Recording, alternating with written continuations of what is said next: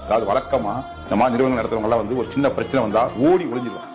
அப்ப என்னது தோத்தாச்சு, அவ்வளவுதான். அதனால ஆட்டம் எல்லாம் க்ளோஸ், தோத்தாச்சு. ஆனா அப்படி ஓடி ஒளியாது நான் கிடையாது. என்னோட ஒரே நோக்கம் எதா இருந்தாலும் மோதி பார்க்கறதா. வெற்றியோ தோல்வியோ மோதி பார்க்கணும். வாய்ப்பு ஜெயிக்கிறதுக்கு நிறைய இருக்குது, தோக்கிறதுக்கு வாய்ப்பு இருக்குது. ஆனாலும் தோத்தாலும் மோதிதான் தோக்கணும், ஓடி ஒளி விடாதுங்களே. நான் ரொம்ப தெளிவா இருக்கேன். சோ எக்காரணம் கொண்டு நான் பின்வாங்க மாட்டேன். என்னோட நோக்கம் என்னவோ, என் லட்சியம் என்னவோ, எதை நோக்கி நிறுவனத்தை ஆரம்பிச்சோமோ, யாருக்காக நிறுவனத்தை ஆரம்பிச்சோமோ அந்த ஒரு செயலத்திலிருந்து நான் காம்ப்ரமைஸ் பண்ணிக்கவே மாட்டேன்.